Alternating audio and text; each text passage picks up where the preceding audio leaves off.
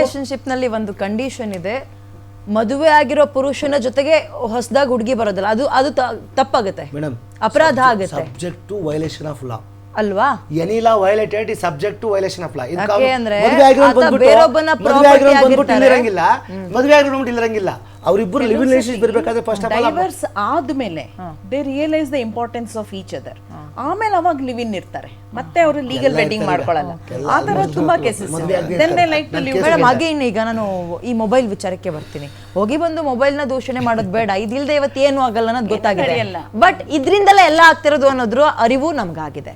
ನೋಡಿ, ಬೆಂಗಳೂರಿನಲ್ಲೇ ಆಗಿರೋದು ಮೇಡಮ್, 18 ವರ್ಷನ 19 ವರ್ಷನ ಹುಡುಗ ಹುಡುಗಿ ಇಬ್ಬರಿಗೂ ಕಾಲೇಜ್ ಡೇಸ್ ಇಂದ ಪ್ರೀತಿ ಮಾಡ್ತಾ ಇದ್ರು ಅಂಡ್ ಫಿಸಿಕಲ್ ಕಾಂಟ್ಯಾಕ್ಟ್ ಆಗಿದ್ದಾರೆ. ಪ್ರೆಗ್ನೆಂಟ್ ಆದ್ಲು ಆಕೆ. ಎಲ್ಲಿ ತನಕ 9 ತಿಂಗಳಾಗಿದೆ. ಮೊಬೈಲ್ ಯೂಟ್ಯೂಬ್ ನೋಡಿ ಆತ ಡೆಲಿವರಿ ಮಾಡಿಸಿದ್ದಾನೆ, ಮಗು ಸತ್ತೋಗಿದೆ.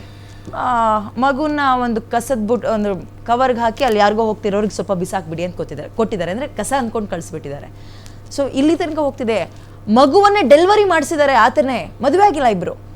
They think Google teachers is everything ಅಂತ. ಅದನ್ನ ಉಪಯೋಗಿಸ್ಕೊಳ್ಳೋದಕ್ಕೆ ಉಪಯೋಗಿಸ್ಕೊಳ್ಳೋಣ, ಬೇಡದಕ್ಕೆ ಯಾಕೆ ಉಪಯೋಗಿಸ್ಕೋಬೇಕು? ಸೊ ಅವಳೇ ಪ್ರಾಣ ಹೋಗಿದ್ರೆ ಹೈ ರಿಸ್ಕ್ ಅಂದ್ರೆ it is moral and ethical values ಎಷ್ಟು ಕಮ್ಮಿ ಆಯ್ತು ಅಂತ ಅರ್ಥ.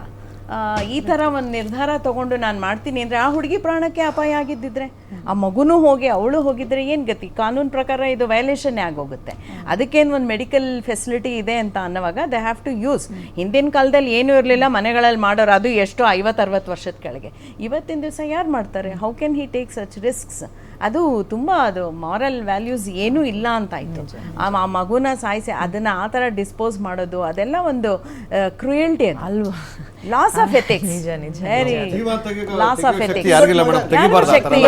ಇದು ಜೀವ ತೆಗೆಯೋದು ಅನ್ನೋದಕ್ಕಿಂತ ಹೆಚ್ಚಾಗಿ ತಂದೆ ತಾಯಿ ಮಗುನ್ ಕೊಂದಂಗಲ್ವಾ? ಅದು ನಮಗೆ ಅದೊಂದು ಜೀವ ಹೋಗಿದೆ ಅಷ್ಟೇ. ಮಕ್ಕಳಿಲ್ಲ ಅಂತ ಎಷ್ಟೋ ಜನ ಇದ್ ಮಾಡೋರು ಇದಾರೆ, ವ್ಯಾಲ್ಯೂಸ್ ಇಲ್ಲ ಅಂತ ಆಯ್ತು, ಅದ್ರ ಎಲ್ಲಿಗೆ ಹೋಗ್ತಾ ಇದೆ?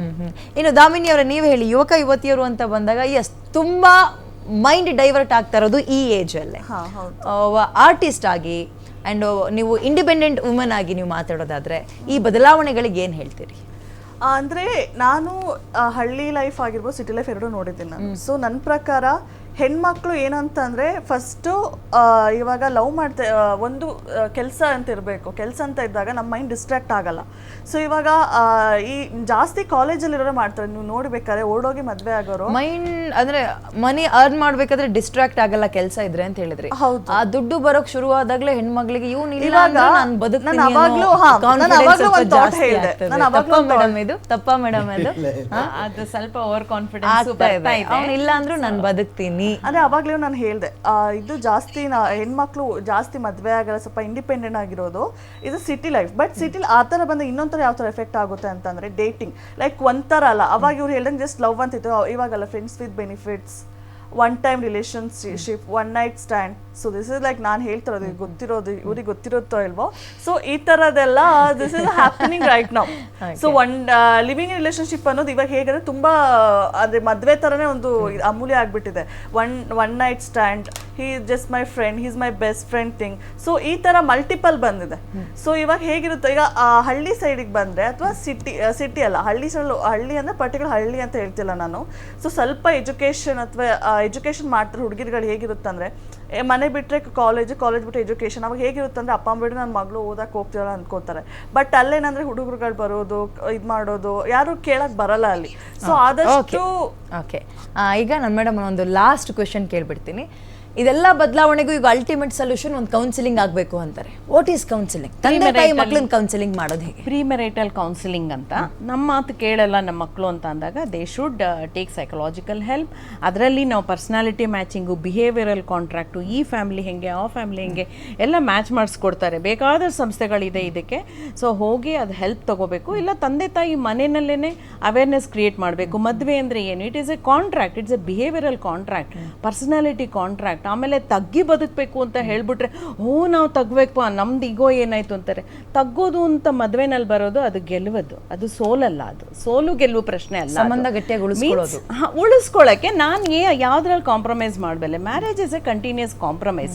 ಅದು ಯಾವುದು ಸಡನ್ ಆಗಿ ನಮಗೆ ಹೆಂಗೆ ಬೇಕೋ ಹಂಗೆ ಒಬ್ಬ ತಯಾರು ಆಗಿರಲ್ಲ, ಅವ್ರಿಗೆ ಹೆಂಗೆ ಬೇಕೋ ನಾವು ಇರೋಕ್ಕಾಗಲ್ಲ. It is 50-50. Both of them have to compromise. ಅದರ ಬಗ್ಗೆ ಒಂದು ಅವೇರ್ನೆಸ್ ಮೂಡಿಸ್ಬೇಕು. ಅಥವಾ ತಂದೆ ತಾಯಿ ಒಳ್ಳೆ ಮಾತಲ್ಲ, ಆಮೇಲೆ ಅವ್ರೇನ ಲವ್ ಗಿವ್ ಎಕ್ಸ್ಪೆಕ್ಟ್ ಹೇಳಿದಾಗ ಮದುವೆನ ಸಲ್ಯೂಷನ್ ಅಂತ ತಗೋಬಾರ್ದು. ಅಥವಾ ಮಕ್ಕಳಲ್ಲಿ ಏನೋ ದೋಷ ಇದ್ದರೆ ಮದುವೆ ಮಾಡ್ಬಿಡ್ತೀನಪ್ಪ ಸಾಕು. ಮೊನ್ನೆನೂ ರೀಸೆಂಟಾಗಿ ಒಬ್ರು ಕಾಲ್ ಮಾಡಿದ್ರು. ನಾನು ಹೇಳಿದೆ ನಿಮ್ಮ ಮಗಳಿಗೆ ಟ್ರೀಟ್ಮೆಂಟ್ ಆಗಬೇಕು, ಕಾಲೇಜ್ಗೂ ಹೋಗ್ತಾ ಇಲ್ಲ, ಮನೇಲಿ ಹಿಂಗೆ ಕೂತ್ಕೊಂಡಿದ್ದಾಳೆ ಓದ್ದೆ ಅಂತ ಅಂದಾಗ ಡೋಂಟ್ ಯು ಥಿಂಕ್ ಅವಳನ್ನ ಕಾಲ್ ಮೇಲೆ ಅವಳು ನಿಲ್ಲೋಂಗೆ ಮಾಡಬೇಕಲ್ವ ನೀವು ಅಂದಾಗ ಒಂದೇ ಸತಿ ಓಪನ್ ಆಗಿ ಹೇಳಿದ್ರೆ ಇಲ್ಲಪ್ಪ ನಾವು ಯಾರನ್ನಾರ ಮದುವೆ ಮಾಡಿಬಿಟ್ಟು ಕಳಿಸ್ಬಿಡ್ತೀವಿ. ದೆನ್ ಯು ಆರ್ ಟ್ರಾನ್ಸ್ಫರ್ ಮಾಡ್ತಿದ್ದೀವಿ ನಾವು. ಸಲ್ಯೂಷನ್ ಫೋಕಸ್ಡ್ ಆಗಿಲ್ಲ ನಾವಿಲ್ಲಿ, ಪ್ರಾಬ್ಲಮ್ ಫೋಕಸ್ಡ್. ನನ್ನ ಪ್ರಾಬ್ಲಮ್ನ ಅವ್ರಿಗೆ ಸಾಗಾಕ್ಬಿಡೋಣ. Then you are creating one more problem there. ಯಾವುದೋ ಒಂದು ಈ ಥರ ಮದುವೆ ಟೈಮ್ನಲ್ಲಿ ಅವಳು ಸ್ವೀಸೈಡೇ ಮಾಡ್ಕೋಬೋದು, ಓಡೇ ಹೋಗ್ಬೋದು. ಅವಾಗ ಇನ್ನೊಂದು ಫ್ಯಾಮಿಲಿ ಹಾಳಾಗತ್ತೆ. ಇನ್ನೊಂದು ತಂದೆ ತಾಯಿ ತುಂಬ ಇಂಟಿಮೇಟಾಗಿ ಇದ್ದುಬಿಟ್ಟು ನಮ್ಮ ಮಕ್ಕಳನ್ನ ಮದುವೆ ಮಾಡಿಬಿಡೋಣ ಅಂತ ಇವ್ರ ಲೆವೆಲಲ್ಲಿ ಮಾತಾಡ್ಕೊಂಡು ಬಿಡ್ತಾರೆ. ಆ ಥರ ಒಂದು ಮದುವೆ ನಡೀತು. ಆ ಹುಡುಗಿ ಒಂದೇ ದಿನ ಮದುವೆಲಿ ಇದ್ದಿತ್ತು.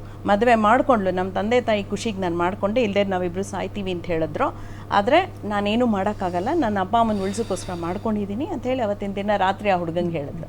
The marriage bro. ಸೊ ಈ ಥರ ಆಗೋದಕ್ಕಿಂತ ಮುಂಚೆ why don't we speak out, allow them to speak. ನಾವು ಕೇಳಿಸ್ಕೋಬೇಕು ಪೇರೆಂಟ್ಸ್ ಆಗಿ, ಅವರು ಮಾತಾಡಬೇಕು. ಅವರ ಭಾವನೆಗಳಿಗೂ ದೊಡ್ಡದಾಗೆ ಇದೆ ಅಂತ ಅವರು ಯಾರು ತಪ್ಪು ಸರಿ ಅಂತಿಲ್ಲ, ಭಾವನೆಗಳಿಗೆ ಸ್ಪಂದಿಸ್ಬೇಕು. ಅದು ತುಂಬ ಮುಖ್ಯ ಆಗತ್ತೆ. ಓಕೆ, ಇಷ್ಟೊತ್ತು ಇವತ್ತಿನ ಈ ಚರ್ಚೆಯಲ್ಲಿ 4 ಜನ ಭಾಗವಹಿಸಿದ್ರಿ, ಧನ್ಯವಾದಗಳು ಅಂತ ಹೇಳ್ತಾ. ಆ್ಯಂಡ್ ಎಸ್, ಮದುವೆ ಎಲ್ಲದಕ್ಕೂ ಸೊಲ್ಯೂಷನ್ ಅಂದರೆ ಖಂಡಿತವಾಗ್ಲೂ ಅಲ್ಲ ಅನ್ನೋದರ ಜೊತೆಗೆ ತಂದೆ ತಾಯಿಯ ತಪ್ಪೇನು ಮದುವೆ ವಿಚಾರದಲ್ಲಿ, ಆ್ಯಂಡ್ ಮದುವೆ ಆಗ್ತಾ ಇರೋ ವರ ವಧುವಿನ ತಪ್ಪುಗಳೇನು, ಅದರ ಜೊತೆಗೆ ಈ ಫೋನ್ ಅನ್ನುವಂಥದ್ದು ನಾವು ಆಪ್ರೇಟ್ ಮಾಡ್ತಿಲ್ಲ, ನಮ್ಮನ್ನೇ ಆಪ್ರೇಟ್ ಮಾಡ್ತಾ ಇದೆ.